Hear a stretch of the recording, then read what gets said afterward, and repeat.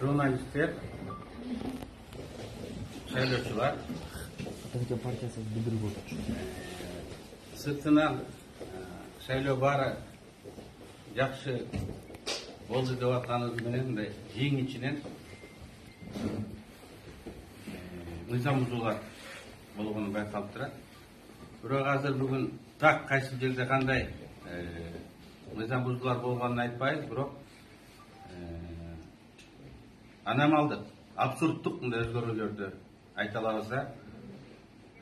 Биз өзүбүздүн жүргүзгөн сурамжылоолорубуз боюнча 3-чү, 4-чү орунду алып 8-10%-тен төмөн түшпөй келип атканбыз. Бийликчил деп аталган партиялардын баары 4%-ке жеткен эмес. Бир гана Ата Жұрт Кыргызстан 12-13% менен алдыда болду. Калганын баары 4%-ке жеткен эмес. Мына мен угуп турганыңар билесиңер. Ишеним, ынтымак, альянс жана башкаларын да билген да эмес. Аларга добуш беребиз деген адамдар болгон эмес. Болсо да 4%-ке жеткен эмес. Мынайки Борбордук шайлоо комиссиясынын сайты көргөзгөндө биздин партия 71 миңден кем эмес добуш алды. Ал көбөйүшү гана керек эле. Ал азайышы мүмкүн эмес. Бул абсолюттук цифра. Бул процент эмес. Бирок сайтты өчүрүп кайра жандырганда 2 есе азайып 41% болуп калды. 41 миң добуш 3,5% түшүп калды. Башка партияларда да ушундай өзгөрүү болду. Арифметиканы билбегендер 150%ке көбөйтүп жиберишип, кайра мына азайтышты. Мен чынын айтыш керек, Атамекен партиясы бардык жерге наблюдательдерди коюлганыбыз жок, жана киюток деп коет, аны мындай бардык жерге ала албадык. Бирок алган жерлерден мына кечип коесам. Мен элдер менен сүйлөшүп кыдырып жүрдүм. Биздин кандидаттар медиа болбосо дагы абдан мындай популярдуу болду да.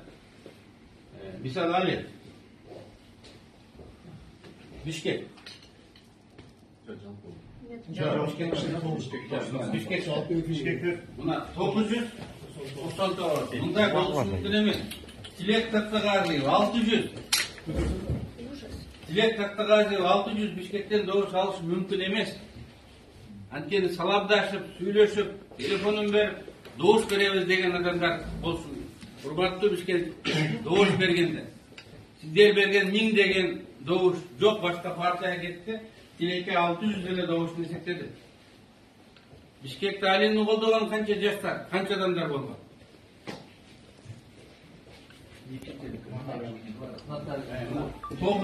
Натальяны шаардын эң чыган депутаты. Барган жерлерде элдердин баары колдоп атты.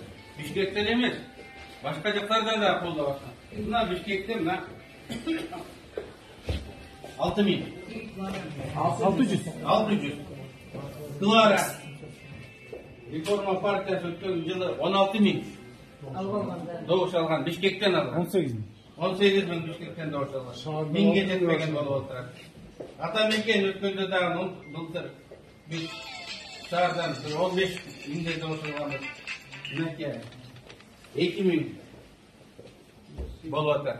Макул менго аз алсын делейик. Бирок могу жаш десең, жаш, популярдуу десең, популярдуу адамдар мынча алышы мүмкүн эмес. Туугандарды эсептесе, досторун эсептесе, штабта иштеген балдарды эсептесе, көп чыгат да.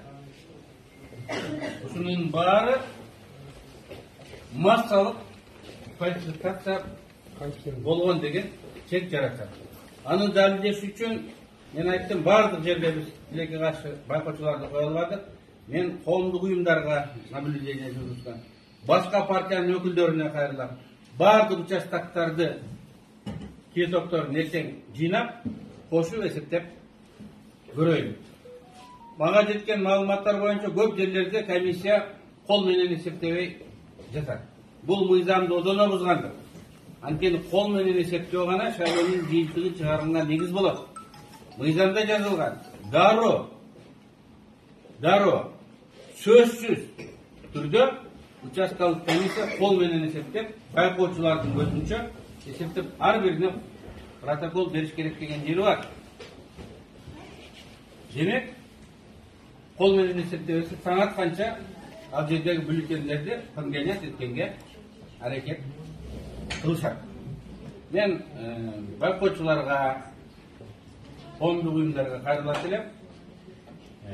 Бүгүн карай элек болсоңор, баардык жерде кол менен эсептелет. Эртеңкиге калса массалык фальсификация болот. Суроолорго айтып калабызмын.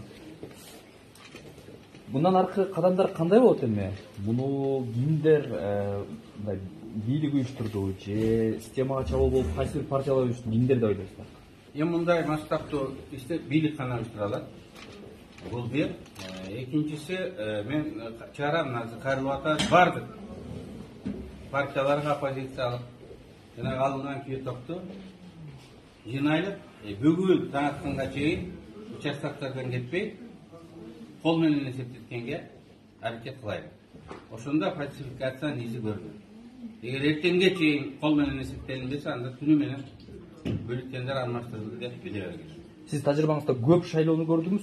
Мындай шайлоону көргөн эмес. Бул шайлоого кандай баа бересиз? Көп шайлоону көрдүк, мындай шайлоону көргөн эмеспиз. Былтыр туура сатып алуулар болду. Бирок сатылып алынган адамдардын салганын ар жактан так чыккан. Кол менен эсептешкен, сатып алып келип салышкан, ошол чыккан. А бүгүн мунун баары фальсификацияланып, системаны жок кылып, эки эсе баарын өзгөртүп койду. Ушул цифраларды мага кече Аслан, бир журналист, зона кылып айтты.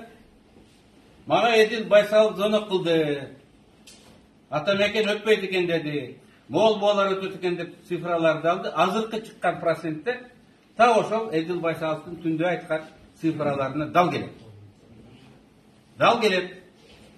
Туура 3,5 эмес, Атамекен 4,5 болот экен, Азаттык 4,85 болот экен деген. Бирок мына бүгүн 1%га мындай азайып койду. Так кечинде мен керек болсо детектор лжи дегенден ушуну өт десеңер өтүп да берем публично. Так ушинтип мага кечинде зона кылып айтышкан. Эдил Байсалов мактанып ушундай болот деп айткан. Так ошолордун баары бүгүнкү мына таң калыштуу образ менен дал келип турат. Эртеңки суроом, оппозициялык күчтөр биригиши мүмкүнбү ушундай жыйынтыкка нааразы болгон? Бул бийликтин чоң сокку урган окуя болот. Таң атканча эсептеп кайра жыйынтыгын объективге туура чыгарганга аракет кылыш керек. Мындай болушу мындай мүмкүн эмес. Жана 10% испорченный дейт, эгер компьютер испорченный болсо да кол менен эсептегенде алардын талаш жана комиссияларында чечсе болот. Бул бийликке эң чоң сокку урган, эң чоң көмүр, энергетика кризиси, чек ара кризиси, суу кризиси эмес. Шайлоо бийликтин авторитетине сокку урган эң чоң окуя болот. Как вы думаете, может ли это стать причиной для повторения